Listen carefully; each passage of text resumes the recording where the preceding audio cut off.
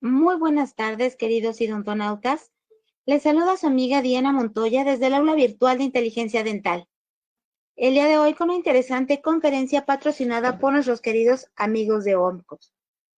Es un gusto para mí presentarles al cirujano dentista especialista en ortodoncia, David Ortiz. Muy buenas tardes, bienvenido, doctor.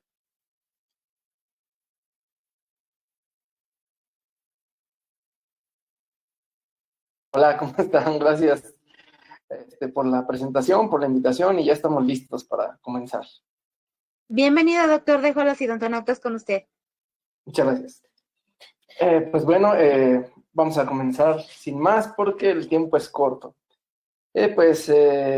Comenzando agradeciendo, voy a apagar la cámara para que el internet corra pues, sin problemas. Agradecer por la invitación a participar en este tipo de eventos, en estos webinars que sin duda pueden llegar a ser nutritivos para muchas personas, sobre todo para aquellos que están introduciendo al mundo de la ortodoncia o que ya llevan años también en esto y pues quieren ver otras visiones, otros puntos de vista en relación a ciertos temas. Y pues bueno, el tema que les voy a compartir el día de hoy es algo al cual a mí me gusta mucho, me apasiona mucho, que es hablar de ortoimplantes. Y pues lo manejo o lo titulé mi presentación como mini implantes, el complemento ideal, porque estoy convencido que así es. Y voy a tratar de relatar un poco, pues lo poco que conozco del tema, no soy tampoco un erudito, ni mucho menos, pero bueno, con mucho gusto tratar de compartir mi experiencia, sobre todo, repito, a aquellos pues que están por ahí escuchándome, ya sea grabado, porque creo que se va a grabar, o que están en vivo. Y pues bueno, desde mi perspectiva, como dice por acá, los mini implantes forman parte de un abanico de posibilidades para reforzar el anclaje. ¿Qué quiero decir con esto? Que inicialmente el tema de un mini implante, un ortoimplante, que bueno, realmente se habla de diferentes sinonimias dentro de la nomenclatura de llamar un tornillo, desde microimplantes, mini implantes, bueno, realmente es casi lo mismo, todos tienen ligeras diferencias, pero bueno, para no hacernos bolas ni nada, los llamaremos mini implantes o ortoimplantes. Inicialmente eran aditamentos pensados para reforzar el anclaje, es decir, para que en casos de extracciones los pudiéramos utilizar y estabilizar los molares. Pero dice acá el texto que redacté por acá. Y no solo eso, también son un pilar para conseguir movimientos que en otras épocas eran difíciles de conseguir. La realidad es que hoy los ortoimplantes abren un abanico bien interesante de movimientos que antes eran, si no imposibles, al menos muy difíciles. Porque no quiero decir que imposibles, porque bueno, siempre ha habido operadores muy creativos, gente muy inteligente, muy innovadora, que se las ingeniaba para hacer las cosas. Entonces no diré que imposibles, pero sí muy complicados muchas veces de conseguir algo pues con precisión y demás. Entonces se abre un abanico de posibilidades bastante interesante para sacarle provecho a este aditamento, que sin duda pues suma a lo que ya tenemos en el mundo ortodóntico. Entonces son parte de elementos del anclaje, los llamados ortoimplantes. Y como mencionaba, bueno, ¿por qué necesitamos anclarnos? Pues bueno, porque regularmente hay algunos dientes que queremos mover y habrá otros dientes que no queremos mover. Entonces, si yo no le quiero cargar tanto la mano a un diente que quiero mantenerlo estable, pues bueno, pues es ahí donde quizá entra la utilidad de los ortoimplantes.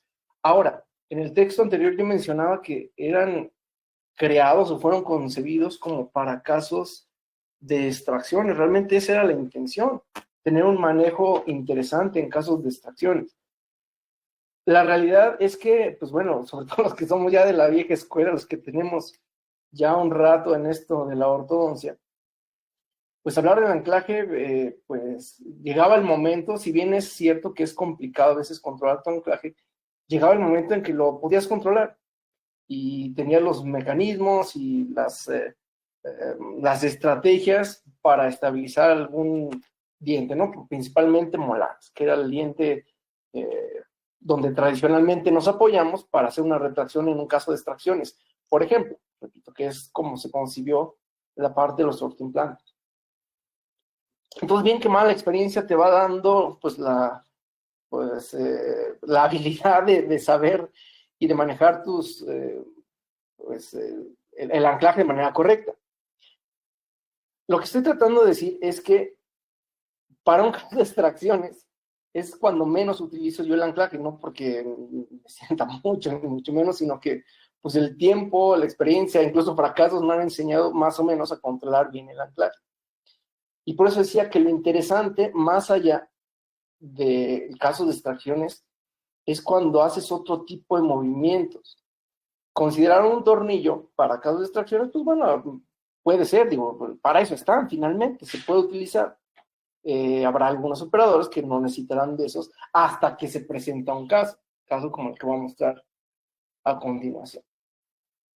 Y bueno, ¿qué es el anclaje? O hablando del anclaje en este caso dental, pues bueno, dice este autor, Toffy, desde la década de los 20, que es la base en contra de una fuerza ortodóntica aplicada. Otro autor por acá, de apellido que impronunciable, ni lo voy a intentar, no sé cómo se dice ese apellido. Dice que la resistencia al movimiento dental no deseado. Y en efecto, el anclaje es la resistencia al movimiento. Y si estamos hablando de anclaje dental, pues bueno, la resistencia al movimiento dental, ¿cierto? Entonces, regularmente, en un caso de extracciones, pues podríamos enfrentarnos con que tenemos un cierre recíproco, donde alguna parte, en este caso del sector anterior, se va a ir hacia atrás y la parte posterior se va a ir hacia adelante por un tema de una fuerza centrípeta, es decir, una fuerza hacia el centro, porque este resorte que estamos nosotros viendo acá, pues jala de ambos lados. Entonces, el riesgo de que el molar avance siempre es inminente. Y si eso te puede estropear el tratamiento, pues bueno, hay que tener cuidado de ello. Y por eso se habla de que tenemos que tener siempre en cuenta la tercera ley de Newton, que es que a toda acción corresponde una reacción igual o contraria. Tanto esto, decía yo, se puede ir hacia adelante, como esto de, los molares se pueden ir hacia adelante, como adelante, pues se puede ir hacia atrás, que es regularmente en una retracción el movimiento deseado. Sin embargo, repito, habrá casos donde necesitas tener un mejor control de anclaje, donde a lo mejor necesitas estabilizar más al molar para que la retracción sea mayor, y también habrá casos contrarios, donde necesitas anclarte en el sector anterior, estabilizar adelante para que lo de atrás sea lo que avance. Entonces, eso es lo que hace que el mundo ortodóntico sea genial, porque no hay dos pacientes iguales, siempre cada paciente es un reto y pues tratar de conseguir el objetivo trazado desde el inicio se vuelve bastante interesante. Pero, ¿qué hay cuando necesitas un apoyo, digamos, de mayor peso, de mayor categoría, o donde de plano ni siquiera tienes pues dientes? Pues bueno, es lo que de repente hace que uno cambie el chip. En su momento, pues obviamente a lo largo de la historia ortodóntica se han diseñado diversos dispositivos pues para tratar de mantener la estabilidad de los molares, llámese arcos transpalatinos, arco de Naas, y en fin, un sinnúmero de cosas para tratar de estabilizar la posición de dichos molares. A veces se consigue pues, de buena forma, a veces no tanto, a veces pasan cosas como esto que estamos viendo acá, que ahora en pandemia pues muchos centros tuvieron que cerrar y pues han llegado pacientes de otros lados de repente y se encuentra uno pues con ortodoncia digamos más tradicional, que sin duda funciona y que se puede tener siempre ¿cómo decirlo? La idea de que podemos llegar al mismo punto a través de diferentes medios, ¿no? En este caso, estabilizar un molar. Que bueno, un transpalatino realmente es un anclaje mínimo, pero bueno, hay formas o siempre se ha buscado la forma de estabilizar la posición molar. Pero el tema empieza acá. ¿Qué tal si ni siquiera hay molar?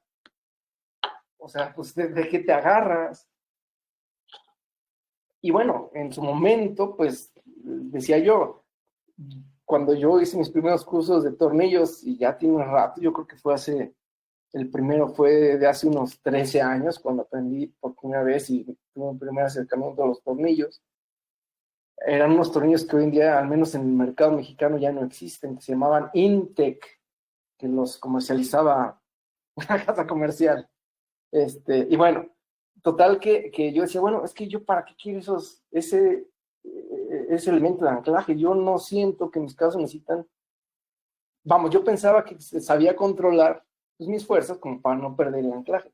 Pero siempre llega un caso que te quiebra la cabeza, es decir, pues, es un caso con biprotusión, clase 3, y dices, bueno, ¿y ahora cómo resuelvo? Si ni siquiera tengo ese apoyo entre los dientes de adelante y por atrás del espacio para poder jalar. Entonces, pues bueno, aquí te cambia la percepción. Y es cuando entran de maravilla a este tipo de elementos que tenemos hoy en día. Y bueno, recuerdo que en la especialidad, cuando yo era estudiante, hace todavía más años atrás, bueno, no estoy tan viejo, pero pues sí, ya tengo mis años en esto. Me acuerdo que me llegó un paciente, que es el que están ustedes viendo en pantalla, y como lo ven, clase 3, pérdida de hueso en el sector posterior, y me dijo mi asesor en ese entonces, pues bueno, vamos a resolver. ¿Cómo? A él se le ocurrió pues que era buena idea con un arco lingual, perdón, hacer extracciones de los cuatros, cerrar espacios, hacer retracción y así resolver el caso. La verdad es que hoy lo veo y digo, Dios mío, ¿qué hice? O sea, bueno, realmente, pues la responsabilidad no caía del todo en mí porque, pues bueno, uno cuando es estudiante regularmente sigues las indicaciones de tu profesor, y bueno, tampoco el doctor tenía una culpa en ese entonces, pues bueno, era lo que había, era lo que teníamos a la mano para poder ejecutar un tratamiento. La realidad es que es cuando uno ve las bondades, las virtudes de contar con otro tipo de elementos como los que tenemos hoy en día. En este caso, estoy mostrando, pongo un tornillo atrás, me llevo los dientes en retracción y asunto arreglado, sin mayor problema, sin tener que andar utilizando, en este caso, un arco lingual y que hacer unas extracciones. De hecho, yo le comenté en ese entonces de mi vida al profesor, oiga, que si distalizamos, me dice, no, es que distalizar en la arcada inferior es casi imposible, aparte no había hueso, en fin, yo luego una serie de argumentos que supongo eran válidos en aquellos tiempos, pero que hoy en día, pues bueno, sí podíamos hablar de que ya quedaron en el pasado. Y no está mal, digo, finalmente todos tenemos que ir evolucionando, la ortodoncia misma tiene que ir evolucionando. Y vengo mencionando lo interesante del uso de los tornillos. Es cuando ya no solo lo usas para una retracción, por ejemplo, en un caso de extracciones. Esta paciente llega a consulta diciendo que, bueno, el motivo de su consulta ella es que, doctor, cuando yo me veo como un caballo, y dije, no, ¿cómo te vas a ver como un caballo? No, sí, es que mire, mi sonrisa no me gusta. Bueno, total que trato de descifrar a qué se refería. Bueno, ella hablaba de una sonrisa gingival que no le gustaba. Y en efecto, pues bueno, una sonrisa gingival, si bien es cierto que algunas sonrisas gingivales son muy bonitas, que tiene que ver con una armonía de todos los tejidos circundantes, pues bueno, hay veces que la sonrisa gingival, pues sí es bastante disarmónica. Y hay que estar, pues en ese tenor, pues tratar de encaminar nuestro tratamiento a dar una solución. Y no nos vayamos tan lejos. Hace, pues no sé, cuando yo estudié, unos 15 años atrás, pues las sonrisas gingivales o ni se trataban, o pues, se trataban, pero a través de medios quirúrgicos y demás. Hoy en día también se puede seguir haciendo y es un resultado inmediato, ¿no? Prácticamente de un día para otro, pues ya está resuelto el tema de la sonrisa gingival. Sin embargo, no todos los pacientes se quieren o se pueden operar por mil y un motivos. Y aquí es cuando puede resultar una muy buena idea utilizar, en este caso, estos dispositivos para generar una intrusión, en este caso de toda la arcada superior. Y la idea, pues, no es nada del otro mundo, no estamos hablando acá de genética o de física cuántica, nada más es tener un punto de apoyo para poder llevar los dientes hacia arriba, tan fácil y sencillo como es. Y no hay mejor herramienta desde mi punto de vista que un ortoimplante para poder conseguir tal efecto. Y ahora acá un poquito de la evolución de este caso. Ahorita estoy hablando un poquito de generalidades, tratando de salpicar un poquito de todo lo que voy a tratar de desarrollar en la plática. Pero para que se vea más o menos lo que pasó en el caso particularmente de esta chica. Ahí coloco esa regla básicamente para que vean que está calibrado, digamos, mi punto de referencia, que es el ancho del diente. Y colocamos ahora en sentido vertical para ver qué tanto se gana a la hora de hacer el mecanismo intrusivo. Digo, quizás a simple vista se ve y se nota fácil la distancia que hay entre la margen gingival y los tornillos. Sin embargo, pues bueno, no está por demás de repente medir. Y ahí vemos que son alrededor de casi 2 milímetros de intrusión, pero 2 milímetros de intrusión que pues, podría parecer muy poquito, puede ser un mundo a la hora de la expresión de una sonrisa. Y alguien dirá también, bueno, es que acá no está sonriendo de la misma forma. Sí, estoy de acuerdo, pero bueno, el cambio es demasiado. Y es parte de lo que a veces solicitan los pacientes. Es decir, esos detallitos que pueden hacer una gran diferencia. Pues bueno, aquí la imagen facial, lo que estoy comentando, cómo sí se genera un cambio interesante, aparte de otras características de desarrollo transversal largo, por el tipo de sistema, etcétera, etcétera, etcétera. Entonces, una vez dicho lo anterior, regularmente las presentaciones suelen ser al revés. Yo quise hacer algo distinto, es decir, regularmente empiezas explicando de qué es para mostrar casos. O sea, aquí se mostró un poquito, salpicando un poquito de casos para irnos un poquito a una parte, digamos, teórica de lo que es un tornillo, cómo se trabajan, etcétera, etcétera, etcétera. Los microtornillos son conocidos como dispositivos de anclaje esquelético temporal. A uno le agregan el término transitorio porque, bueno, lo vas a quitar y lo vas a poner. La gente te suele llamar los TAD también, de su nombre en inglés, Temporary Anchorage Devices.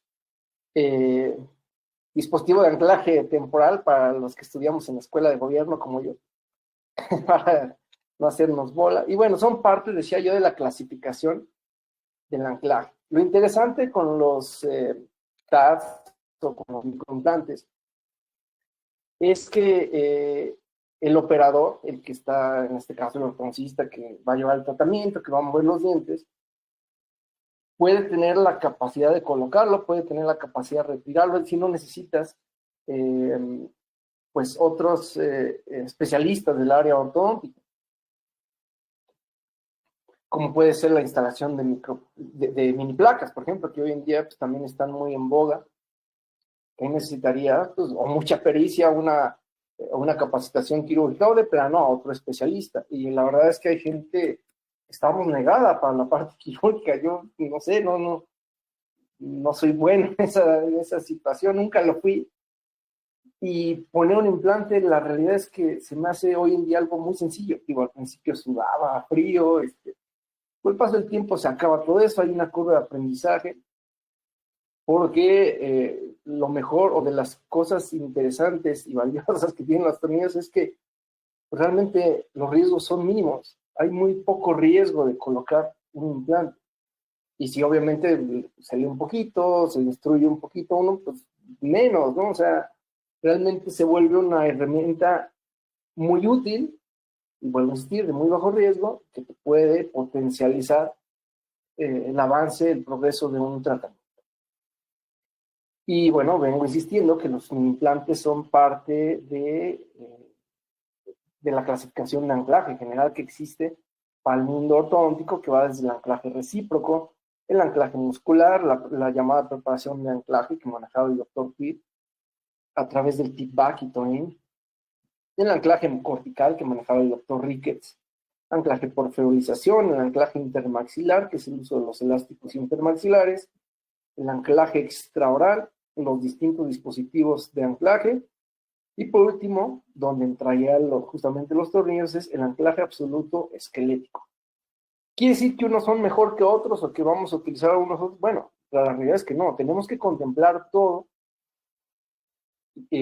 para resolver algún tratamiento en cuestión, que mencionaba yo, que es de la parte súper bonita que tiene la ortodoncia, que no todos los casos son iguales, no hay ningún caso igual, y siempre considerar todos estos elementos es importante, porque siempre va a haber fuerzas recíprocas, siempre va a haber una situación muscular que aqueja a un paciente, ya sea que es simbólico, o sea, sí son cosas que tenemos que tomar en cuenta. Incluso el anclaje cortical, no porque lo vayamos a usar, de hecho, hoy en día está hasta contraindicado, porque el anclaje cortical está comprobado que es el anclaje donde más riesgo de resorción radicular, de acortamiento radicular puede haber. No quiere decir que lo vas a utilizar, quiere decir que lo vas a tratar de evitar, de hecho, alejando las raíces de las corticales, en fin, o sea, Son situaciones clínicas que si tú conoces esto, te pueden ayudar a que tu caso progrese sin ningún tipo de problema. Y pues bueno, lo demás igual, no son elementos que tienes que estar utilizando en el día con día. Pero utilizar grupos de dientes para de repente mover otro o para estabilizar repito, un grupo de dientes, utilizar elásticos para resolver una maloclusión clase 2, clase 3, en fin, o sea, siempre tenemos que estar considerando todo esto. Porque ortodoncia son prescripciones, fuerzas y anclajes, así de sencillo. Y pues bueno, hablando particularmente del anclaje absoluto, no solo hay una forma de conseguirlo, en realidad hay varias formas de conseguir un anclaje absoluto. ¿Y a qué se refiere con absoluto? Nos referimos a que gracias a la utilización de alguno de estos elementos, al no apoyarnos en dientes, pues no va a haber una fuerza negativa en los mismos, sino que como te vas a apoyar de una situación externa, pues bueno, vas a mover el grupo de dientes que pretendes mover. Encaminado, enfocado justamente a esta concepción de casos de extracciones, por ejemplo. Si no te recargas en el molar, pues cómo se va a ir hacia adelante el molar si ni siquiera lo estás agarrando. Más o menos por ahí el asunto. Entonces, ¿cuáles son los elementos que formarían esta clasificación de anclaje absoluto? Entran los mini implantes justamente o los estos implantes que utilizan los cirujanos maxilofaciales para fijar alguna estructura. Esos son los implantes. Las mini placas, las ligaduras cigomáticas, dice ahí, los implantes convencionales que ya están fusionados u osteointegrados con el hueso, los implantes ortodónticos, que son distintos a los mini implantes, repito, en base al tamaño. Pero hoy en día la realidad es que ya la nomenclatura ya se mencionan todos como si fueran los mismos. Y realmente es que sí, digo, lo único que los hace diferentes es como el tamaño. Entonces, pues, por eso ya mini implantes, ortoimplantes, microimplantes, microtornillos, ya casi todos los utilizamos como sinónimos, porque sus diferencias son mínimas. Entonces, pues, para no estarse revolviendo con tanto término, bueno, se puede ahí utilizar cualquiera de ellos. En su momento existió en el mundo ortodóntico el llamado Onplan, que es, bueno, en la diapositiva que viene lo traigo para que lo conozcan, pero es un medio de anclaje igual absoluto a través de osteointegración y de plano hasta dientes anquilosados. Se pueden utilizar para generar un anclaje absoluto, apoyarte ahí y que no se mueva más que los dientes que quieres mover. Y no mover, pues en teoría, los que no quieres mover. A eso se nos referimos con el anclaje absoluto. Pues bueno, tenemos acá unas fotografías bajadas de internet, porque bueno, yo estoy viejo, pero pues no tanto. Bueno, la realidad es que no me tocó a mí en mis tiempos de estudiante trabajar con un Onplan, por ejemplo. Pero bueno, se mencionaba que era como lo que estamos viendo en pantalla, en esta imagen de acá arriba. Era como si fuera un botón lingual, digamos, pero grandote, gigante. Entonces se hacía se levantaba en este caso un colgajo, se exponía el hueso, es decir, se levantaba el periósteo y se dejaba ahí el Onplan. Se colocaba todo de nuevo encima de él para que se integrara y tiempo después ya se podía hacer carga sobre él una vez que ya estaba bien integrado el Onplan, en este caso, inclusión en el paladar. Y de aquí, pues bueno, pues a lo mejor con mecanismos de manejo vestibular, es decir, de bracket vestibular, pues bueno, hacían ahí un cierre de espacios y demás. Acá las placas, que son muy de los 80s, que hoy en día están tomando una gran fuerza, otra vez, que para mi gusto, digo, estas son cuestiones personales y pues cada quien decidirá con qué trabaja. Y bueno, seguramente habrá algún momento donde se tenga que llegar a usar alguna, pero bueno, me parece que muchos de los tratamientos pueden llegar a estar sobradas. Es decir, ¿para qué colocar una mini placa cuando puedes colocar un ortoimplante y no ser tan invasivo? Repito, a lo mejor el día de mañana, así como pensaba inicialmente los tornillos, que decían, bueno, ¿cuándo voy a utilizar un tornillo? Hasta que los empecé a usar y que vi que se me abrió un abanico de posibilidades biomecánicas. Bueno, las placas podría ser lo mismo. Hoy en día, la verdad, las veo sobradas. Y aparte, pues veo como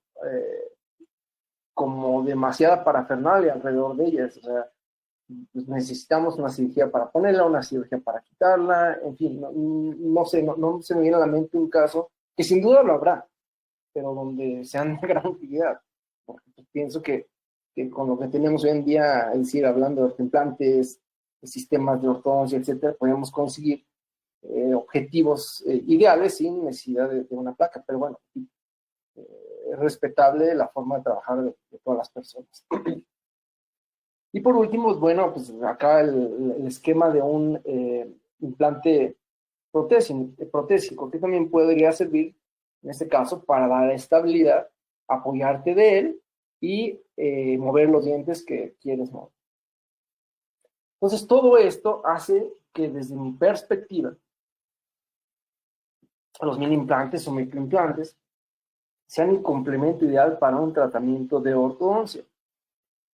Pensemos por un momento en la ortodoncia actual, en el momento histórico que tenemos hoy en día, que hay una transición bastante notoria, bastante marcada de los sistemas de brackets, digamos, convencionales hacia el mundo de los alineadores. Bueno, también la gente que maneja los alineadores, pues bueno, depende a veces en gran medida el éxito de sus tratamientos en uso de los tornillos. Por eso no solo es hablar de ortodoncia, en este caso con brackets, o ortodoncia pues, tradicional, digamos, sino que también hacia adelante, pensando en situaciones ya a futuro, pues bueno, van a seguir estando vigentes el uso de tornillos y por eso considero que es un complemento ideal para un tratamiento de ortodoncia. ¿Qué es un tornillo? Voy como al revés, ¿no? Es decir, primero hablando de cosas y cada vez me voy más hacia lo básico. Pero bueno, no importa. Estoy seguro que podría llegar a ser de utilidad para alguno de las personas que me hacen favor de escuchar.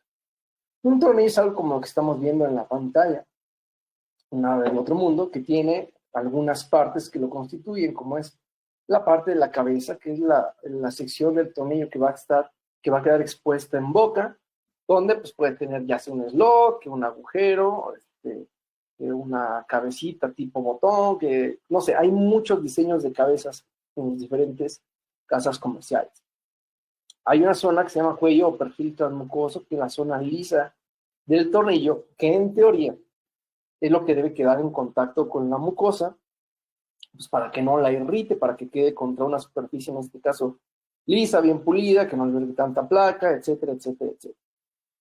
Y por último, tiene la zona de la rosca activa o las llamadas espiras, que es básicamente la parte del tornillo que debería quedar dentro de hueso para que se genere la estabilidad, en este caso una estabilidad mecánica conocida como estabilidad primaria. Y bueno, dentro de los componentes o constituyentes de los tornillos que menciono, pues bueno, tienen todos un diámetro. Hay algunos tornillos flacos, unos tornillos gordos, en fin, hay de diferente diámetro. Y también tienen otra parte que es su longitud. Por ejemplo, este tornillo plateado, me voy a regresar, no sé por qué se adelantó. Este tornillo plateado, pues bueno, tiene una longitud menor que lo que está tratando de representar ese esquema del tornillo dorado. ¿Y cómo se mide la longitud? Porque a lo mejor sí puede llegar a haber confusiones en ese sentido. La longitud del tornillo se mide pues, desde donde comienza el tornillo, es decir, donde comienzan las espiras o la rosca activa, hasta donde termina el perfil transmucoso, o donde empieza la cabeza, como lo queremos ver. Es decir, cuando yo voy a comprar un tornillo, la longitud se cuenta justamente a partir de aquí hasta donde llega la punta.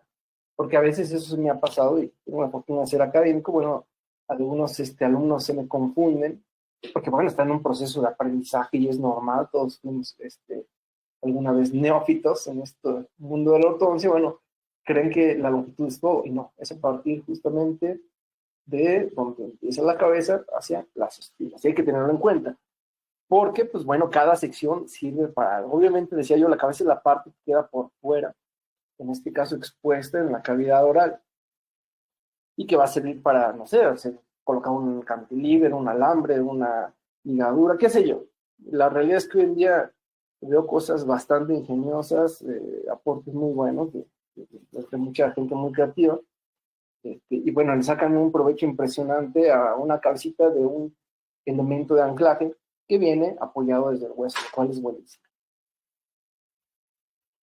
Aquí otra cabeza, miren, por ejemplo, este es otro tornillo, este tiene un slot que me va a servir justamente en este caso para utilizar un bracito de poder e ir traccionando, por ejemplo, ese camino que estaba retenido, ¿no? O sea, sacarle provecho, repito, a la distinta morfología que puede tener, en este caso, las cabezas de los tornillos. El perfil transmucoso, va a haber perfiles transmucosos que tengan poca longitud y hay algunos que tengan gran longitud. ¿Y por qué hay esa diferenciación? Pues básicamente por la zona donde lo vas a colocar. No es lo mismo colocarlo, por ejemplo, en el paladar, que la mucosa es gruesa, que puede tener una longitud, no sé, 6, 8 milímetros de puro tejido blando.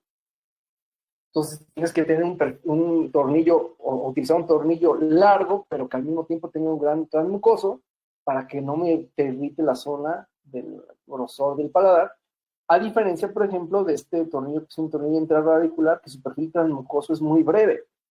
O sea, su perfil transmucoso pues es mínimo. ¿Por qué? Porque aquí es encía de herida, es decir, la encía de herida es delgada, a diferencia de la del paladar, por ejemplo. Entonces, de ahí empezamos a ver qué tornillo me puede convenir y cuál voy a seleccionar para cada momento clínico que esté tratando yo por ahí.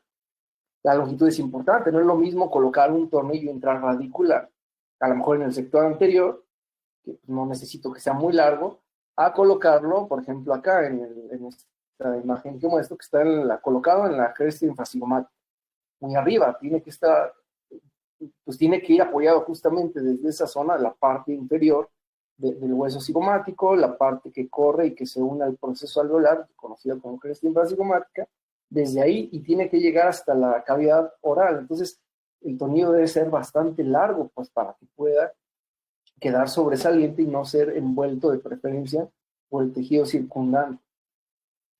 Y decía yo, pues no así, si lo vas a poner en intraradicular en el sector anterior, no lo necesitarías tan largo. Y hay de distintos diámetros también, por lo mismo, porque no, los sitios anatómicos pues van cambiando hasta de densidad ósea dentro del mismo paciente, es decir, no es la misma densidad ósea que se tiene en el maxilar que la que se tiene en la mandíbula, y no es lo mismo colocar un intraradicular, que tienes el riesgo de que las raíces están cercanas, entonces te conviene un tornillo delgado pues para que quede alejado de la posibilidad de contactar con alguna raíz, a diferencia de que si vas a colocar un tornillo extraalveolar, por ejemplo, que necesitas un tornillo de gran grosor para que sea muy poderoso, como si lo vas a instalar, por ejemplo, en la repisa mandibular, o línea oblicuo externa, o shell mandibular, como se le quiera decir, donde es un hueso muy denso. O si lo vas a colocar, como mencionaba yo hace un instante, la cresta infracigomática, que es una zona muy alta, en este caso queda muy alejada de la cavidad oral, pues si no es lo suficientemente grueso, y mientras más largo es el tornillo, más frágil podría ser, es decir, digamos, se corre el riesgo de fractura. Entonces, tiene uno que considerar todas estas cosas. Digo, tampoco es una cosa del otro mundo. Digo, que si hay algún estudiante por ahí que me está escuchando, no se vuelvan locos. Esto es muy sencillo. Es, es muy fácil de dominar toda esta parte de los diámetros, longitudes y todo esto del tornillo, y hay indicaciones justamente para hacerlo, y sobre todo, pues bueno, utilizar un poquito el conocimiento anatómico y el sentido común. Entonces, bueno, pues decía yo, hay de diferentes diámetros y de diferentes longitudes según las casas comerciales. Realmente, por ejemplo, hay tornillos que se utilizan para incluso intrarradiculares, o sea, entre raíces de molares, por ejemplo, de 1.1 milímetros, que pues no es lo ideal. Evidentemente, los que se utilizan entre raíces oscilan, o la literatura recomienda, los grandes de la ortodoncia recomiendan que el diámetro a utilizar vaya desde el 1.5, pasando por 1.6, perdón, 1.4, 1.5 y hasta el 1.6, como para utilizarse entre raíces. y ya para utilizarse tornillos extraalveolares, es decir, en zonas como en el shell mandibular, en la cresta enfasigomática, donde, repito, el hueso es muy denso, muy alejado y demás, pues las recomendaciones es que se utilicen diámetros ya mayores, como puede ser el de 1.8 o el de 2 milímetros. Y la longitud es la misma situación, dependiendo del sitio anatómico en cuestión.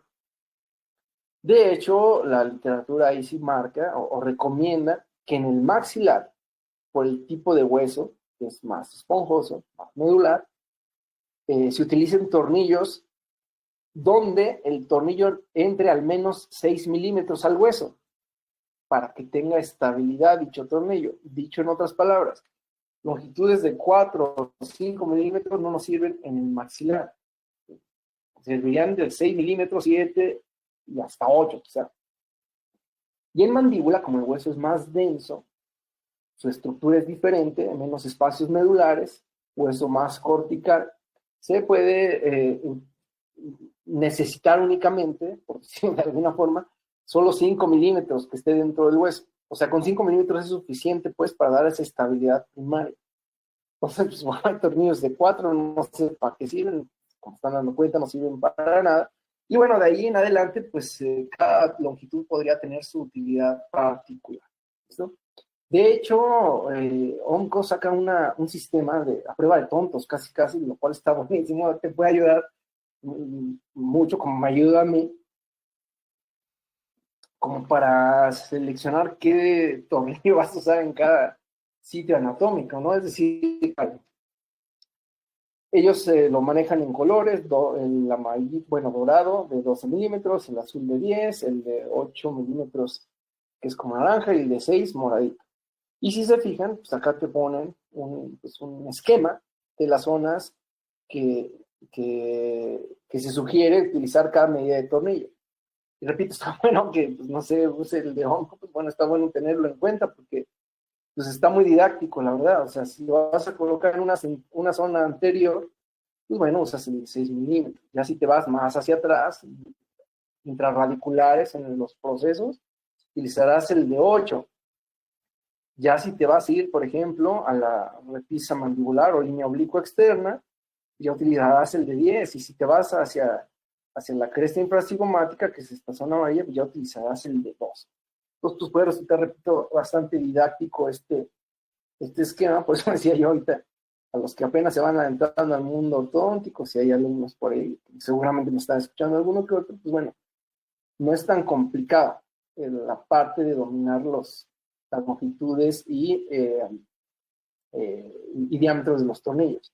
Si se fijan acá, repito, es bastante didáctico esta imagen. Estos dos, el de 6 y el de 8, están flacos, mientras que el de 10 y el de 2 están gordos. Es decir, pues estos son, pues, repito, para zonas extraalveolares, y estos están flaquitos porque son para implantes intrarradiculares. Así de fácil es esto. Cortos y flacos, y no radiculares, largos y poderosos para extraalveolares. ¿Listo? Y obviamente se tiene que considerar el hueso donde va a ser colocado dicho tornillo. No es lo mismo colocárselo un tornillo a un paciente de 50 años, hombre, braquifacial, que aparte se dedica a la construcción, está apretando todo el tiempo fuerte los dientes, a colocárselo a una niña de 11 años, dolicofacial. El hueso es muy distinto y la estabilidad puede verse afectada justamente por el tipo de hueso, no solo por el tornillo, hablando de longitud y diámetro, sino también por el tipo de hueso donde se está instalando. Hay dos clasificaciones de hueso, la de Mitch, que es la más famosa, y siendo que es la más nueva, y la de Le Comisar, que es un poquito más vieja, no sé por qué no es tan famosa, siendo que fue antes, y la realidad es que las dos dicen lo mismo, pero bueno, básicamente dice que va de hueso muy compacto, muy denso, a hueso cada vez más esponjoso, ¿no? Casi como mazapán, muy trabecular. De uno, hueso compacto denso, luego hueso compacto denso y poroso, luego dice hueso compacto fino y poroso esponjosa con trabeculación fina, y esponjosa con trabeculación. O sea, casi estás poniendo en el aire, ¿no? Casi el tornillo. Y lo mismo lo que mencionan estos otros autores. Casi todo el hueso es compacto, Luego dice capa espesa de tejido compacto que rodea un esponjoso trabecular denso. Luego dice capa fina de hueso compacto que rodea un esponjoso trabecular denso. Y capa fina de hueso compacto que rodea un esponjoso de trabecular de baja densidad. O sea, me están diciendo lo mismo. Y en palabras llanas, fáciles de entender es, hay huesos muy densos, muy duros, por decirlo de alguna forma, a la hora que tú te estás enfrentando, queriendo introducir el tornillo al hueso, y hay huesos que no te va a costar ningún trabajo porque sus espacios medulares son muy amplios. Entonces, pues como es puro aire ahí, casi el tornillo entra sin problema. Y evidentemente uno va a tener mejor estabilidad que el otro. Te va a costar más trabajo meterlo, pero va a quedar más estable que en aquel que no te costó trabajo meterlo, porque justamente la densidad de hueso es lo que va a garantizar la estabilidad del tornillo, que hay dos tipos de estabilidad, que me parece la diapositiva siguiente, eso espero. Sí, aquí está. La estabilidad primaria, que es básicamente retención mecánica. Tú metes el tornillo y ese tornillo va a estar ahí bien agarradito porque está quedando en contacto y atrapado por el hueso. Y va a venir después la llamada estabilidad secundaria o biológica, que es cuando ya se empieza a formar nuevo hueso alrededor del tornillo. A nosotros no nos interesa que se fusione con el hueso, no nos interesa la osteointegración, nos interesa que queden estables, eso es lo que tenemos que buscar. No nos interesa la osteointegración porque en algún momento lo vamos a quitar. Esa es la parte, repito, que yo le veo de ventaja de los tornillos sobre otras estrategias. Lo puedes poner y quitar muy fácil, lo puedes cambiar de posición, lo puedes, no sé, o sea, son muy versátiles, cosas que con otros aditamentos no lo tienes. Aparte, por ejemplo, consideremos, según los estudios más recientes, se puede realizar, o se dice que se puede realizar, por ejemplo, una intrusión o una retracción de todo un arco dental con 12 onzas por lado, cuando mucho, porque dice que va de 8 a 12 onzas, es decir, utilizando la mayor potencia son 12 onzas por lado. Estamos hablando alrededor de 350 gramos por lado. Un tornillo, uno solito te aguanta, se dice que te aguanta un intraradicular hasta 300 gramos y un extraocular hasta 450 gramos de presión. Y es cuando digo, pues, o sea, no necesito más, porque incluso están sobrados. O sea, de verdad yo no encuentro en mi mente un escenario donde necesite más allá de un tornillo, pero pues bueno, hay diferentes visiones y formas de trabajo y en serio, que se tienen que respetar, ¿no? Y pues bueno, gracias a este aditamiento y a esta forma de trabajo, pues tenemos distintas aplicaciones. Lo que yo, en vez de aplicaciones clínicas, yo les llamo los usos y abusos, porque a veces, bueno, también, pues ya queremos hacer todo en base a anclaje esquelético y a veces no es ni necesario, ¿no? Es decir, y de aquí parten las indicaciones, decía yo. Como comentario, una vez estaba hablando igual, dando una charla de tornillos, tuve la oportunidad de que me invitaron a Bolivia aquella vez, me acuerdo. Ya yo di mi plática, todo bien. Y al final, pues una ronda de preguntas. Y una doctora me preguntó, oye doctor, ¿y cómo hace como para verticalizar un molar? Y yo, pues hago una secuencia de arcos. Y como que la señora no se quedó muy satisfecha con mi respuesta, o sea, como yo había hablado de tornillos, no sé, yo creo que quería que le dijera, no, pues hay que poner un cantilever, hay que poner un tornillo en la rama y verticalizar, no sé, digo, a veces creo que hay cosas más fáciles y es cosa de poner en la balanza pues los riesgos, el costo-beneficio, ¿no? Es decir, si yo puedo realizar todo, un muy buen tratamiento, sin valerme de un tornillo, pues lo va a hacer. Es decir, voy a tratar de utilizarlo solo cuando son indispensables. Y me acuerdo mucho porque incluso hasta al final se me acercó de nuevo la doctora y me mostró, es que me refería a este caso. Me pasó un caso con un 7 que estaba ligeramente inclinado hacia mesial, porque se había perdido el 6. Y pues por eso, doctor, haga una secuencia de arcos, ¿cómo se le va a verticalizar? O sea, no tiene mayor problema. Entonces, o sea, como pues cada ratito que le dijera que con tornillos. O sea, quería ella una mecánica más completa y pues, la verdad es que a veces no es necesario meterse en tantos problemas, sino hacer una ortodoncia más fácil, más sencilla, más digerible. De hecho, es la parte, digamos, romántica o artística de esto, ¿no? Hacer que sea fácil. Y pues bueno, ¿cuál es las indicaciones que se tienen? Pues bueno, básicamente pacientes que va a hacer una retracción, como es acá, con pacientes con requerimientos de anclaje máximo, donde no se puede utilizar un anclaje convencional o donde puede haber efectos adversos. Y los específicos, que me parecen, yo creo que es la principal virtud de los tornillos, es que se pueden hacer bastantes cosas hoy en día, de impactación de dientes posteriores, en anterior, distalizaciones, mesializaciones, incluso hay quien corrige torque, o sea, la verdad es que aquí la creatividad tiene mucho que ver y se puede hacer de todo, porque, como dijo Arquímedes, dame un punto de apoyo y moveré al mundo. Si tienes un tornillo como anclaje, pues a partir de él puedes mover los dientes hacia donde quieras.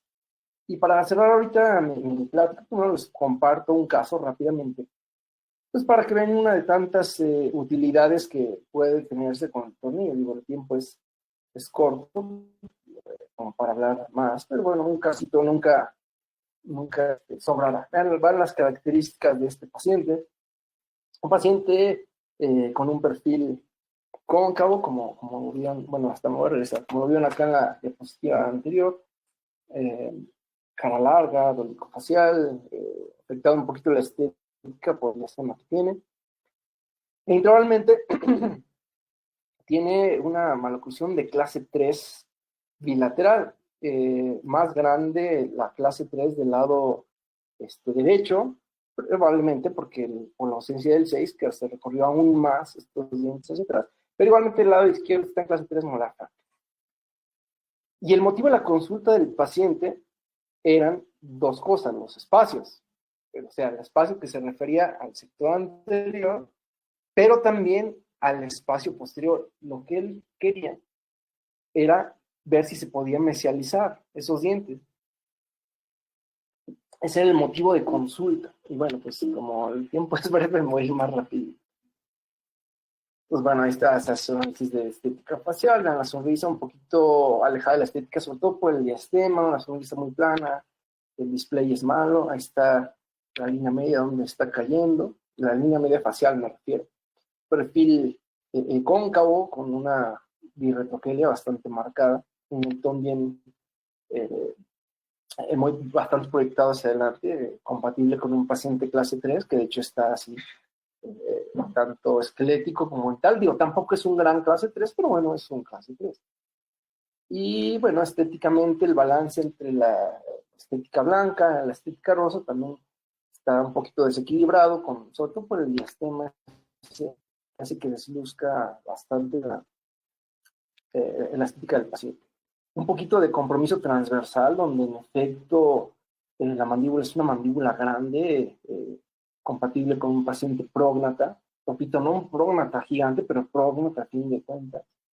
Y la mala relación que hay, ¿no?, en los sectores sagitales, donde no hay una cercanía hacia la clase 1. De hecho, está bastante clase 3 molar. Bueno, del lado derecho no es compatible. Perdón, dije compatible, valorable. Pero bueno, si consideramos el 7, que era la solicitud del paciente, pues si yo lo veo con respecto al 6 inferior, pues está súper clase 3, ¿no? Obviamente por la ausencia del 6, que aunque estuviera, estaría en una gran clase 3, y del lado izquierdo no se ve. Entonces, bueno, curiosamente este caso lo he mostrado como a mis alumnos y demás, y digo, a ver, ¿qué sugieren? Bueno, tiene menos 1 milímetro de apiñamiento arriba, porque si tiene espacios, pero también tiene apiñamiento, y bueno, sin contar el espacio acá, bueno, tiene menos 1 milímetro de apiñamiento y menos 2 abajo. El tema no es el apiñamiento, el tema es qué hacer con esa clase 3 sumado al espacio que el paciente quiere que se mesialice. Entonces aquí está la radiografía. Ahorita no hablaremos de cuestiones cefalométricas por un tema de tiempo, pero bueno, se nota que es un paciente clase 3 esquelético, e incluso los dientes están compensando, los de arriba un poco inclinados, los de abajo un poco retractidos. Ahí está más o menos un esquema de su maloclusión, lo traté de pues, de igualar, no sé si lo conseguí, pero bueno, la idea es que es más o menos la maloclusión que presenta el paciente. Y decía yo que a veces me gusta, pues, de opiniones de mis alumnos y demás. Y yo les decía, o les platicaba, bueno, lo que quiere el paciente es esto, que se mesialicen los posteriores. Aún si yo no muevo estos dientes del sector anterior, pues obviamente el paciente va a seguir en clase 3, pues porque está en clase 3. Entonces empiezan a sugerirme cosas, ¿no? Decían. Incluso entre colegas, no necesariamente alumnos. Bueno, ¿por qué no quitas el 8 inferior? Colocas un tornillo abajo, mesializas como dices que vas a mesializar, que es lo que quiere el paciente, y luego de aquí te lo llevas hacia atrás. Aquí hay una cuestión, oclusalmente a lo mejor queda bien, funcionalmente también, pero de por sí los inferiores ya están retroinclinados, hay tendencia a que se retroinclinen más. Alguien puede decir, bueno, en su momento se vuelves a generar torque, ¿no? Y bueno, es válido, quizá, pero hay un tema asociado.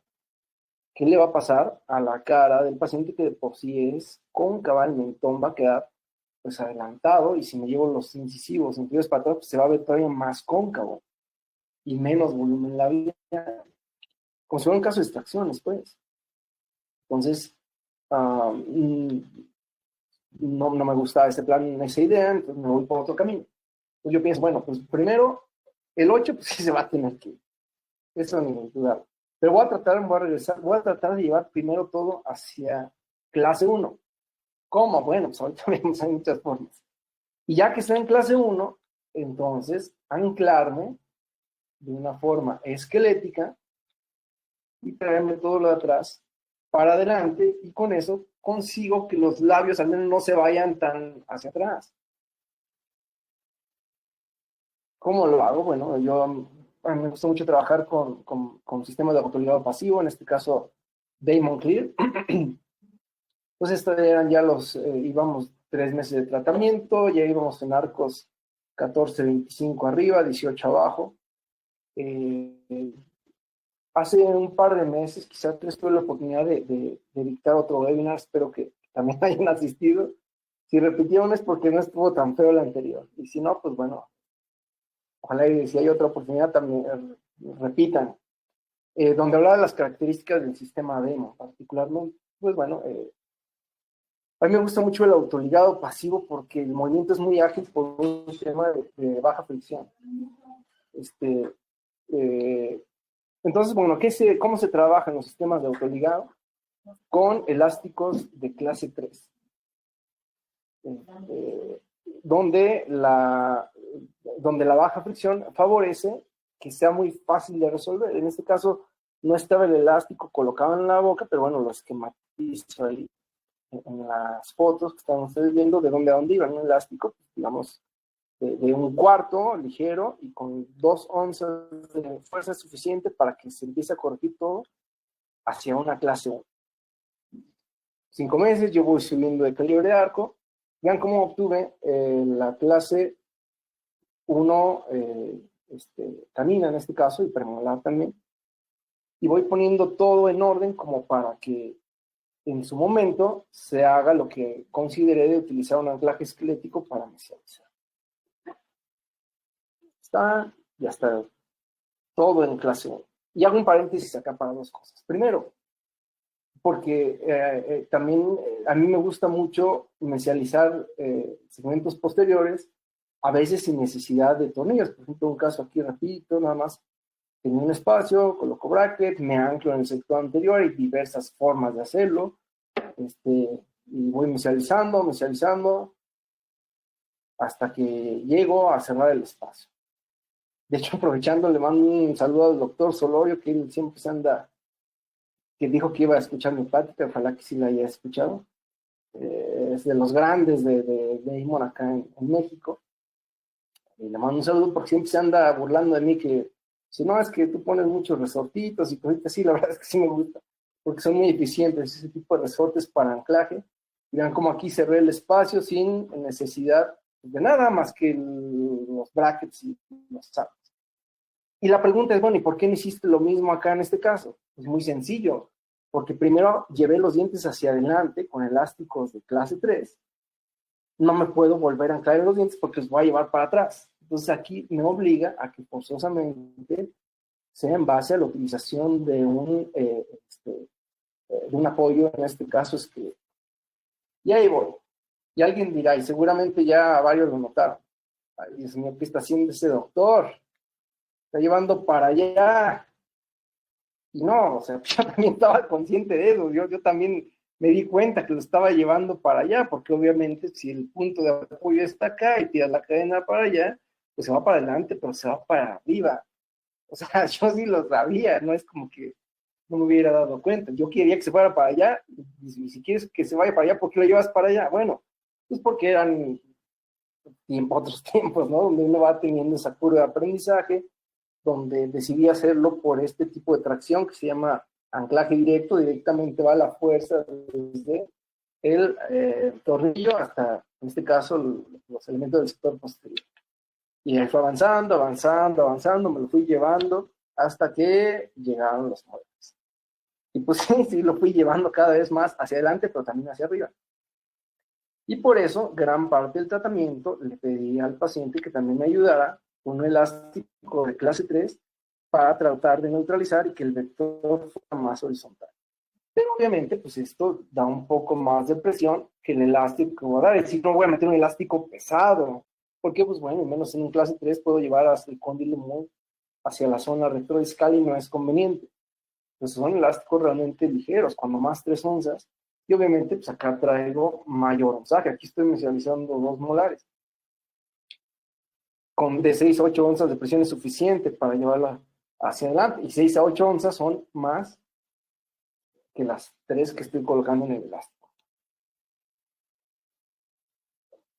Entonces ya estaba avanzando, ahí hice strip en alguna fase del tratamiento para quitar los triángulos negros y demás. Repito, fui avanzando hasta que cerré por completo. Voy a ir un poquito más rápido por cuestiones de tiempo. Ya tengo una buena sobremordida, siempre desde que empecé a trabajar con los elásticos, clase 3 la tuve, y ahí fueron las distintas fases de cómo fue avanzando los molares hacia mesial para cerrar ese espacio, pero consiguiendo primero la clase canina. Y en su momento ya nada más me dediqué a asentar el caso elástico de arriba abajo y asunto arreglado. Coloqué un arco 18-25 arriba, abajo tenía una 0, pues para que la actividad extrusiva en el sector superior fuera mayor. Como las radiografías de control, vean las raizotas que ni lo mencioné por ya cuestiones de tiempo, pero tienen unas raíces muy gigantes este paciente. Y con todo y todo, ahí quedó el caso. Entonces, la realidad es que este tipo de dispositivos sí es un mecanismo bien útil para conseguir cosas que no es que sean imposibles, ni mucho menos, pero bueno, que te facilitan las cosas, básicamente, para no tener que irte quizá tan despacio, porque en otro momento a lo mejor, pues bueno, te vas más despacito, no te metamos tanto las fuerzas, qué sé yo.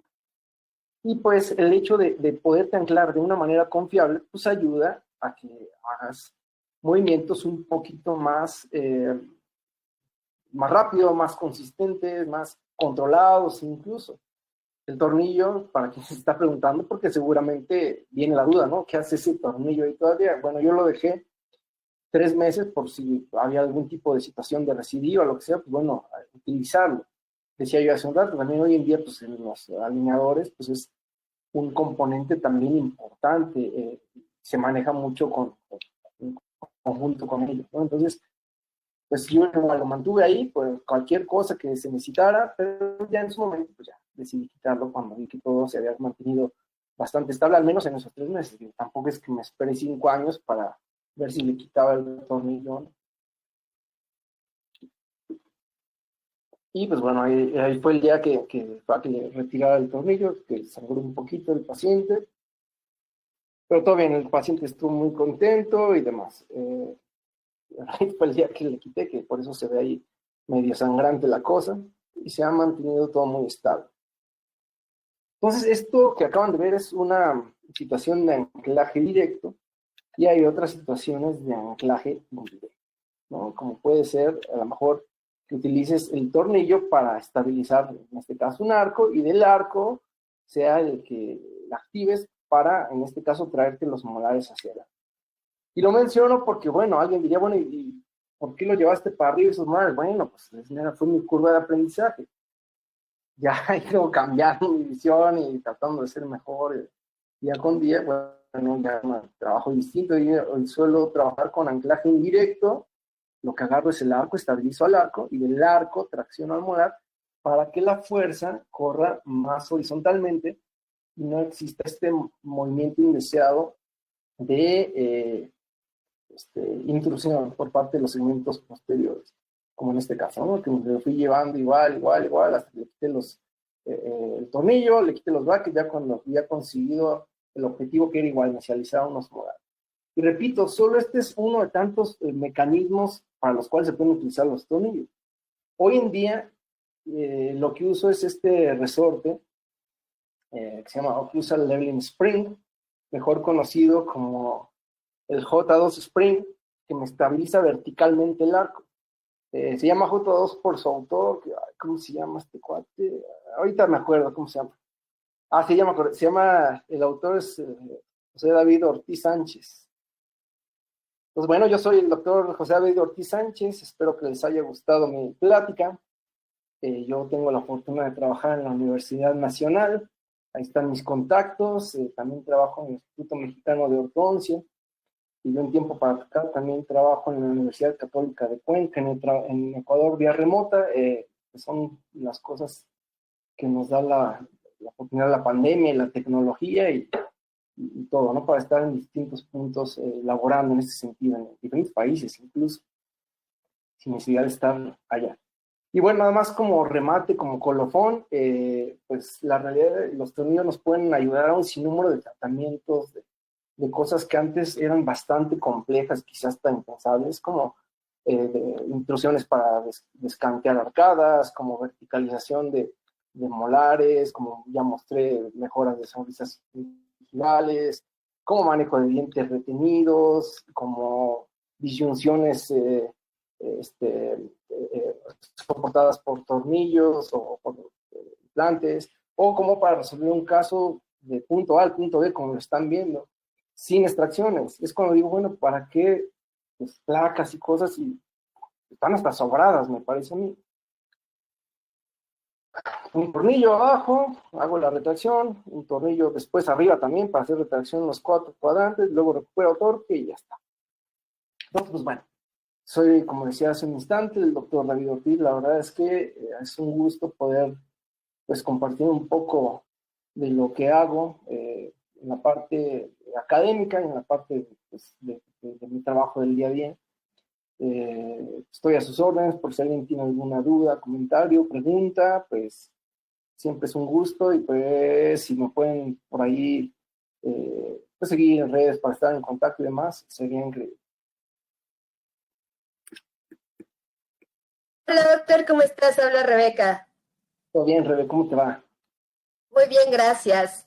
Bueno. Pues muchas felicidades, doctor. Primero que nada, pues agradecerte por tu participación con nosotros. Para ORMCO de México es muy importante contar con colaboradores como tú, colegas, amigos que están con nosotros apoyándonos para poder comunicar de manera correcta toda esta información. Muchísimas gracias, doctor. Te mandan muchos saludos de la audiencia.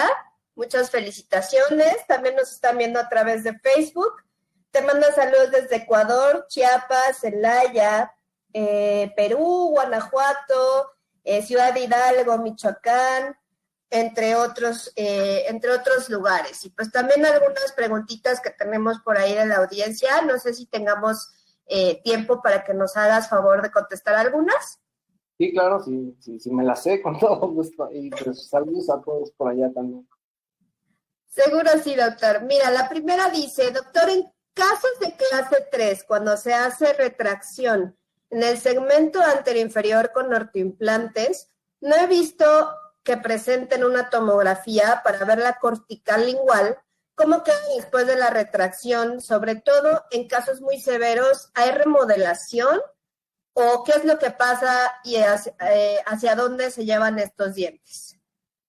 Ah, qué buena pregunta. La realidad es que eso ha sido un tema bien controversial y será un tema bien controversial toda la vida, porque bueno, la síntesis mandibular es un espacio delgado, estrecho, donde no es tan fácil que naveguen los dientes a través pues, del hueso de esa zona. Entonces los dientes en efecto tienden a quedar muy retruginados o cuando se intentan verticalizar, si existe el riesgo pues, de que se fenestre la raíz, pero por el lado lingual. Entonces, pues bueno, mucha gente lo que hace es que omite, ¿no?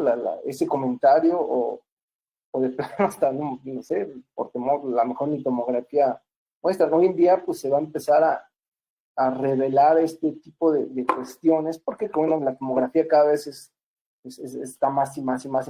Que de hecho en una radiografía lateral pues no es la mejor forma, pero pues le podría dar uno una idea de qué está pasando con esas raíces, porque a veces se llevan demasiado hacia atrás.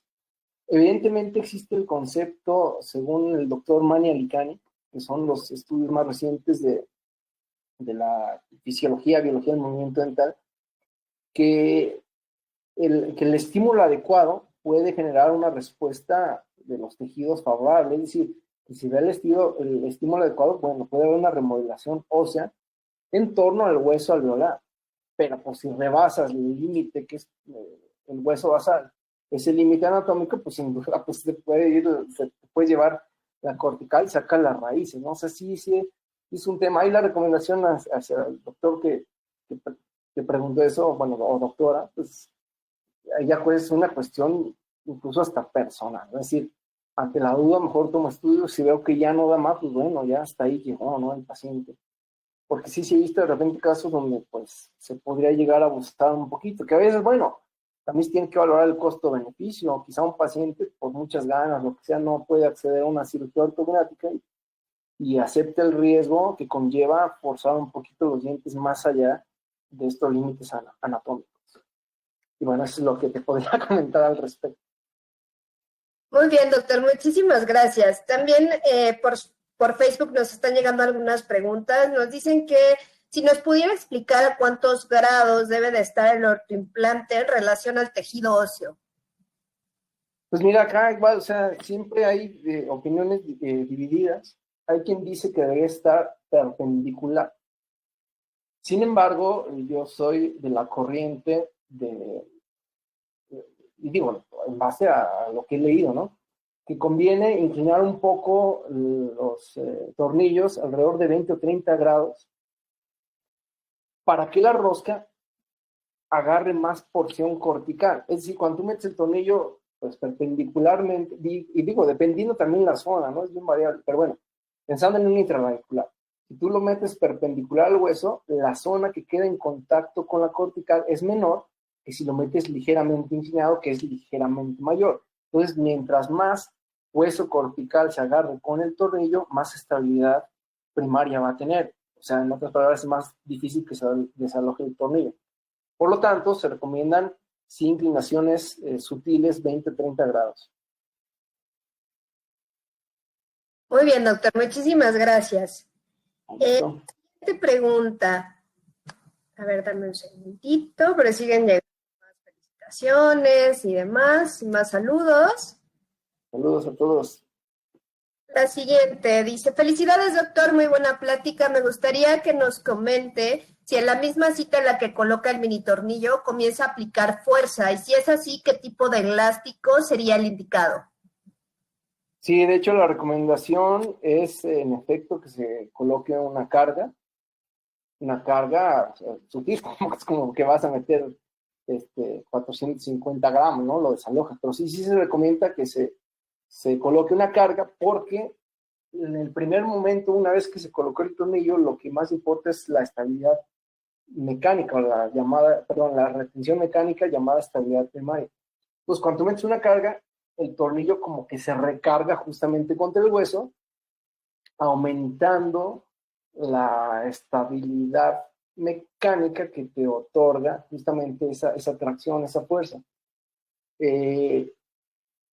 Dicho de otras palabras, es conveniente. A lo mejor si tú tienes planeado, no sé, hacer una retracción. Pensemos en un caso de extracción. Si vas a utilizar 6 onzas, bueno, el primer mes no le metes las 6, métele la mitad, métele unas 3, como para que se dé esta estabilidad primaria que va descendiendo, y luego entra en juego la estabilidad secundaria, que ya es la remodelación de hueso alrededor del tornillo, y entonces ya puedes empezar a colocar carna con mayor confianza, pero de entrada sí se sugiere cargar los tornillos con cierta potencia, con cierta fuerza. Justamente tenemos otra pregunta relacionada con eso, que ¿qué fuerza utiliza para colocar un mini implante, ya que nunca han colocado algunos de los doctores que nos escuchan?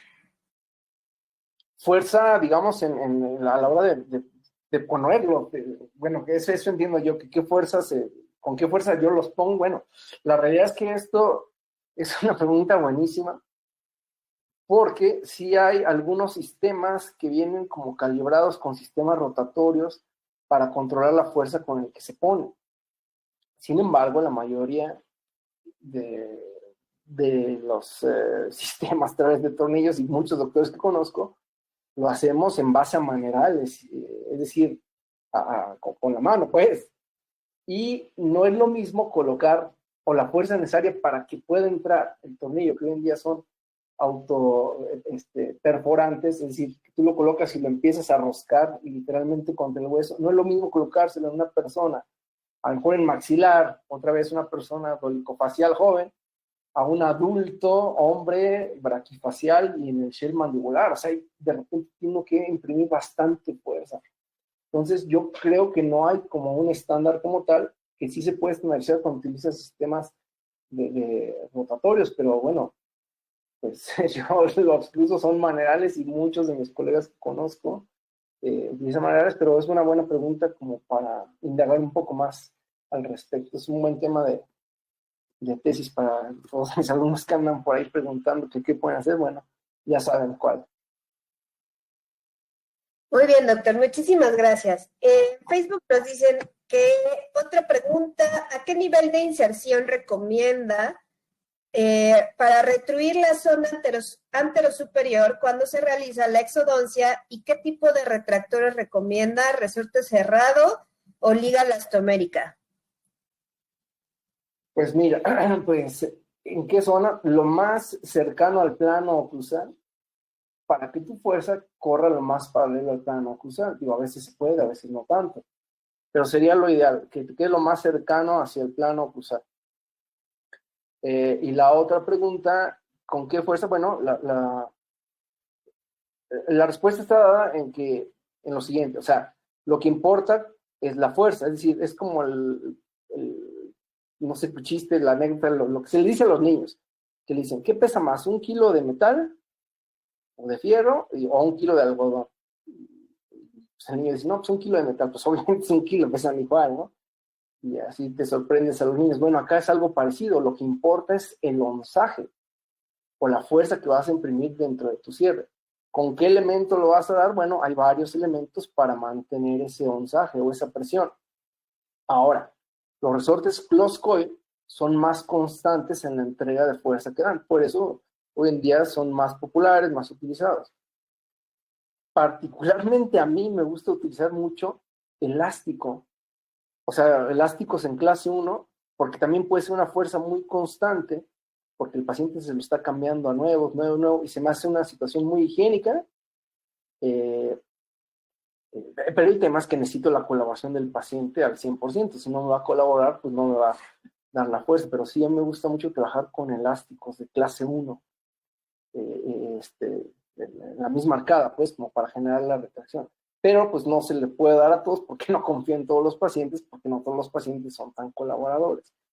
Y en tal caso, pues bueno, también utilizo mucho la cadena elastomérica, de las llamadas termoestables, o sea, que tienen muy buen componente elástico para que su fuerza dure por más tiempo. Entonces, pero sí, digo, la realidad es lo que importa es el masaje. Ahí sí, pues depende de la colaboración del paciente, como lo acabo de comentar, o el momento del tratamiento, pues ya seleccionar una u otra u otra. Muchas gracias, doctor. La siguiente pregunta dice, buenas tardes, doctor. ¿En qué literatura se basa para poder realizar sus sus casos, claro que hay que tomar en cuenta la experiencia. Pues no, pues en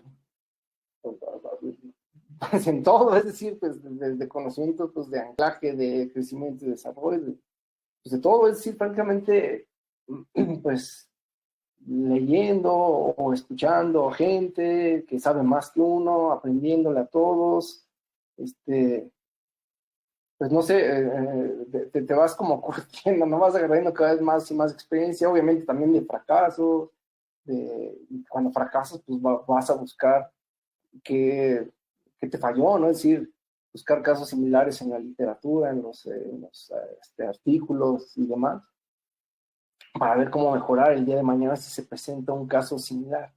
O sea, es decir, es un todo, o sea, a veces es hablar de ortodoncia en general, o sea, desde aditamentos, desde cosas biológicas, de todo. Es lo que podría decir a la persona que me pregunta eso. Pues. Oye, irse adquiriendo más y más conocimiento, donde sí no confíen tanto en las cosas o en los posts de Instagram. En Instagram hay muchas cosas que la foto es muy bonita, pero que la mecánica no está tan bien. Entonces, acuérdense que para aprender realmente escuela, o sea, o en artículos y demás publicaciones. ¿Listo? Doctor, la siguiente, en los casos de clase 3, ¿la contención es temporal, definitiva, o la va evaluando o depende de la edad?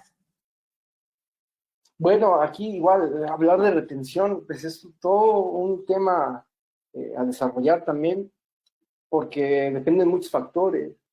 La recidiva es multifactorial, entonces uno tiene que contemplar los factores que te pueden hacer que el caso se vuelva a distorsionar, pues para tratar de que no suceda. Entonces, dependiendo cómo inició el caso, dependiendo cómo es la musculatura del paciente, dependiendo si el caso es de extracciones o no, dependiendo también si es un caso quirúrgico, por ejemplo, o sea, la retención no puede ser igual. Y en ese sentido, pues bueno, no importa que sea paciente clase 3 o clase 2, sino más bien cómo resolviste a ese paciente clase 3 o clase 2 o clase 1, te puede decir mucho de qué retención colocar. Por ejemplo, si es un paciente de clase 1 con un poco de apiñamiento, pero ese apiñamiento a la hora que lo resuelves, empiezas a invadir zonas musculares, pues el mismo Peter Dawson, como me enseñó alguna vez el doctor Solori, pues la musculatura te los va a regresar, entonces a lo mejor necesitas una estabilidad, una retención fija, porque tú ya sospechas que estás invadiendo zonas musculares, o sea, es multifactorial y hay que determinar de forma individual qué retención le conviene a cada paciente. Muy bien, doctor. Muchísimas gracias. Tenemos algunas preguntas más. Si gusta, hacemos solamente 3 más, doctor. Sí. Las siguientes, ¿me puede repetir cuántas onzas soporta un mini implante? Bueno, te lo voy a decir en gramos que ya lo conviertes en onzas. En un intraradicular se dice en los distintos reportes que te aguanta 300 gramos, que es alrededor de 10 onzas, y un tornillo extraalveolar o extraradicular o como se quiera llamar, o sea, los que están en cresta o en el suelo mandibular, se dice que aguantan hasta 450 gramos de presión, que estaríamos hablando alrededor de 15 onzas.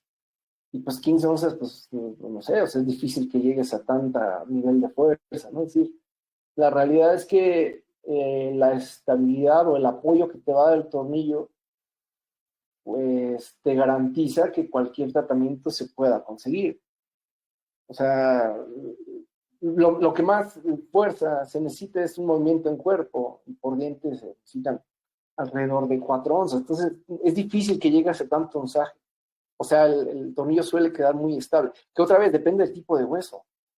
Habrá pacientes que tienen un hueso con demasiada trabécula, que le metes 200 gramos de presión al tornillo y se sale. Y habrá pacientes que tienen una densidad tan grande que a lo mejor le metes 1 kilo de presión y ahí está estable. La buena noticia es que al paciente que tiene gran trabeculado, también los dientes se le mueven muy rápido. porque el diente no batalla en trasladarse en un hueso tan trabeculado. Y la mala noticia para el que tiene gran estabilidad en el tornillo es que también los dientes va a costarle trabajo moverse, porque la misma densidad ósea pues hace que se genere cierto tropiezo en el movimiento. Muy bien, doctor, muchísimas gracias. La siguiente dice, al hacer impactación maxilar para disminuir la sonrisa gingival, ¿siempre es necesario separar las raíces del lateral y canino o se puede colocar así? Bueno, vamos a aclarar un poquito. No hacemos maxilar, perdón, no hacemos impactación, porque impactación ya se hablaría de un procedimiento quirúrgico. Lo que hacemos es una intrusión, ¿no? En este caso dental. Tuvimos quizás hasta toda la arcada, pero es una situación dental únicamente. Y en relación al sitio de ubicación, lo ideal acá es tomar radiografía. Hay un artículo clásico de los doctores, se me está olvidando, ahorita me acuerdo, donde menciona que el lugar como idóneo para colocar los tornillos sería entre lateral y canino, porque es donde más separados quedan las raíces. Sin embargo, a veces toma la radiografía y como tú ya moviste las raíces porque pusiste brackets o lo que sea, resulta que están muy cerca. Entonces, bueno, a lo mejor toma la decisión de no colocarlo entre lateral y canino y la tomas entre central y lateral. Es decir, a lo que voy es que sí, los artículos te dicen una cosa, pero ya en el momento clínico tienes que tomar decisiones en base a una situación radiográfica, básicamente, ver dónde sería el sitio de menor riesgo para poder colocar el tornillo pues, sin que exista ningún tipo de problema. Muy bien, doctor. Muchas gracias. Vamos con nuestra última pregunta y nos dice, en el caso del paciente de la clase 3, ¿en qué momento colocó las ligas para compensar la sobremordida y llegar a una clase 1 canina? No lo mencioné porque lleva como muy apretado en tiempos, pero fue desde el primer día que le puse la aparatología, desde ese día empecé a trabajar con los elásticos. Así es más o menos como trabajamos en los sistemas de autoligado, fuerzas ligeras, desde el día número 1, para promover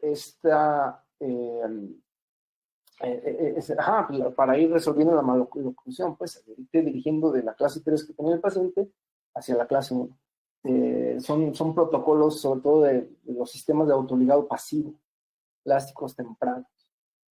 ¿Viste? Como lo marcaba yo acá, que no está la liga, pero pues ahí están las corbatas, o sea que si yo acá, por ejemplo, me pongo a decir, no, esto soy yo solito porque el sistema, pues no es cierto, aquí está una corbata y acá está la otra, entonces señal de que estaba usando que yo había mandado ligas de clase 3, en este caso de 2 onzas, desde el día número 1. Muy bien, doctor. Pues muchísimas gracias. Me gustaría leerte algunos mensajes que nos están llegando. Nos por compartir sus conocimientos. Muchas gracias, doctor. Se lo agradezco. Excelente conferencia. Saludos desde Argentina. Muchas gracias por la plática, doctor. Saludos de la ENES. Muchas gracias, doctor. Fue muy corto el tiempo. Hubiéramos querido escuchar más. Muchas felicidades, doctor David. Saludos del doctor Juan Carlos Olorio. Así está ahí, gracias. Excelente ponencia, doctor. Muchas gracias por compartir tan valiosa información. Saludos desde Cuernavaca. El mejor doctor del mundo. Excelente resolución de casos. Muchísimas gracias, doctor. Bueno, te haremos llegar todos estos comentarios, doctor. Muchísimas gracias. Por mi parte, te mando un afectuoso saludo de parte de todo el equipo de ORMCO de México. Todos estamos aquí viéndote, siguiendo esta transmisión. Te agradecemos de verdad el que hayas querido colaborar con nosotros y que pues nos apoyes como siempre. Y pues un saludo afectuoso por parte de todo nuestro equipo. Igual, pues gracias a Inteligencia Dental por abrir estos espacios. Muchas gracias, doctor. No, gracias a ustedes y ha sido un gusto, es una emoción siempre para mí pues compartir con los doctores un poco lo que hago. De verdad, gracias a ustedes, a ONCO por el espacio Y a ti, Rebe, a Diana, que me estuvieron ahí apoyando, y saludos a toda la gente que me aguantó en esta hora. Muchísimas gracias, doctor David Ortiz, por esta interesante información. Le enviamos un fuerte abrazo. Igualmente, que estén bien. Gracias, Saludos. doctor. Hasta pronto. Hasta pronto, bye. Agradecemos a nuestros queridos amigos de ORMCO por esta interesante conferencia, pero sobre todo ustedes, queridos odontonautas, que se conectan de todo nuestro país y de países hermanos latinoamericanos. Les recordamos que con su conexión en la plataforma GoToWebinar se acredita directamente su CADI, y a quienes